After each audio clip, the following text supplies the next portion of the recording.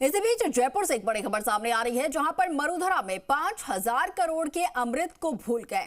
राजस्थान में केंद्र की अमृत 2.0 योजना पूरी तरीके से फेल हुई है। 2 साल से आपको बता दें 5123 करोड़ का अमृत केवल फाइलों में अटका पड़ा है। प्रदेश में 2025 तक अमृत 2.0 प्रोजेक्ट को पूरा करना था। शहरी इलाकों में 8,35,000 नए पेयजल कनेक्शन होने थे, लेकिन मरुधरा में अब तक ये प्रोजेक्ट शुरू ही नहीं हो पाया है।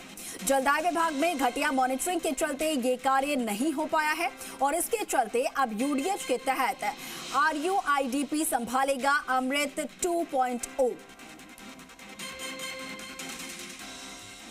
और इसको लेकर ज्यादा जानकारी के साथ सहयोगी आशीष हमारे साथ फोन लाइन पर जुड़ गए हैं। आशीष, ये परियोजना अमृत 2.0 बताया जा रहा है पूरी तरीके से प्रदेश में फेल रहा है, जिसका कार्य शुरू ही नहीं हो पाया। 5000 करोड़ रुपए का ये पूरा प्रोजेक्ट था। किस वजह से ये पूरा प्रोजेक्ट जो है वो फेल हुआ है और अब किन्हें ये जिम्मेदारी सौंपी गई है? देखिए, ये प्रोजेक्ट पिछले 2 साल से लगातार धूल फाक रहा है और जिस तरीके से 5000 करोड़ से ज्यादा का जो अमृत 2.0 जो प्रोजेक्ट है वो अभी तक भी शुरू नहीं हो पाया। और इसकी सबसे बड़ी वजह ये रही है कि जलदाय विभाग के इंजीनियर्स की घटिया मॉनिटरिंग, जिस कारण अब इनसे प्रोजेक्ट भी पहले ही छीन लिया गया था। लेकिन सवाल ये है कि आखिरकार अब तक ये प्रोजेक्ट शुरू क्यों नहीं हो पा रहा है, चाहे RUDIP की बात की जाए या फिर जलदाय विभाग की। यानी कि दोनों विभागों में तालमेल का भी अभाव था, जिसके कारण ऐसा संभव नहीं हो पाया और अभी तक बिल्कुल भी काम शुरू नहीं हुआ है। जबकि 2025 तक इस प्रोजेक्ट को पूरा करना है और 8,35,000 से ज्यादा कनेक्शन इसमें होने हैं, तो कैसे हो पाएंगे, क्योंकि अभी तक तो इसमें काम ही शुरू नहीं हो पाया है।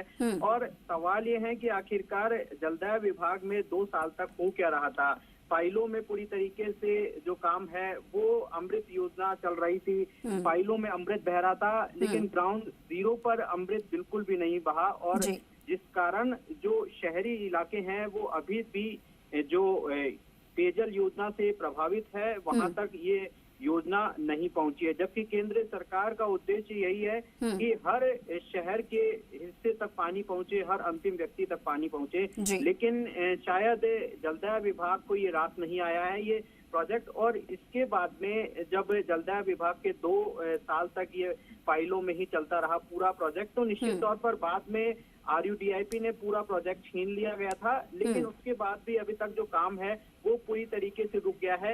यानी कि राजस्थान में ये कह सकते हैं कि 5000 करोड़ का जो अमृत है वो पूरी तरीके से भूल गए हैं। अब देखना होगा कि नई सरकार के आने के बाद में, मंत्रिमंडल का गठन होने के बाद में कितनी तेजी से अमृत योजना आगे बढ़ पाती है। जी ठीक है आशीष, शुक्रिया आपका तमाम जानकारी साझा करने के लिए।